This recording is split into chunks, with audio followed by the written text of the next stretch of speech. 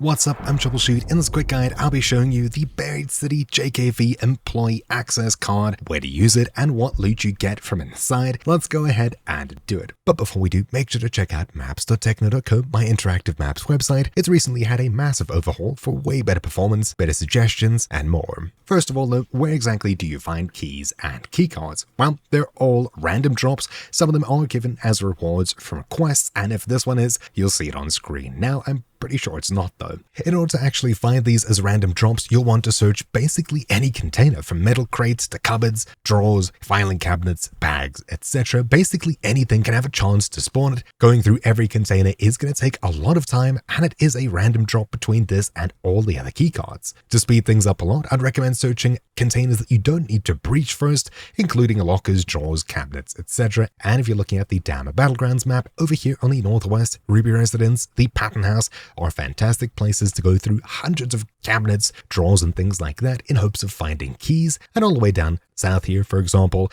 down here there's tons of lockers inside of water treatment, inside of the research and admin building, control tower, even in the testing annex. Lockers are basically everywhere, and a lot of them spawn next to each other with multiple lockers which you can open inside of them, giving you a huge chance to finding important items like keycards and keys. Without further ado, when you eventually get this, make your way over to the Buried City map, and the JKV room is inside of the space travel building over here. It's on the 4th floor and super easy to get to, and located on the northern side of it over here. Obviously, coming here during nighttime or another major event is usually better, as loot drops are usually of a higher rarity, more loot spawns, although of course there are more even angrier arc and things like that. As you can see already, there is a zipline from the Galleria that takes you across to the roof of the space travel building, which is probably the safest way to get there, as we are heading to the top floor. From the Galleria building on the east, you'll need to find your way up and towards this roof over here. Climbing up onto it from the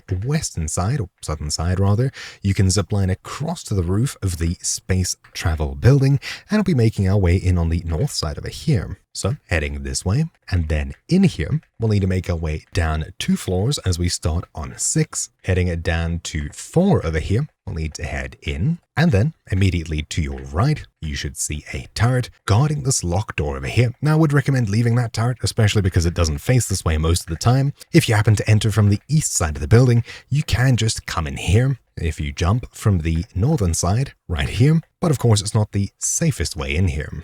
Use your JKV keycard here and close the door behind you. Once you've done so, we're inside of this loot room here. Immediately to your left, there's this tape machine thing that we can breach and search, and inside of it, didn't have anything crazy for me. Cupboard right next to it, that's okay, could be better. Looking towards the center of the room, it seems like there's mostly just breach stuff in here. Towards the right, another cupboard, not bad at all, that's great. Then 2 more breaching things over here. Okay, and alright, right next to us in this far northern corner over here, we've got an ammo case that spawns. Not bad. Moving over towards the rest of the room here, these 3 might be searchable, so you just lift the lid, search.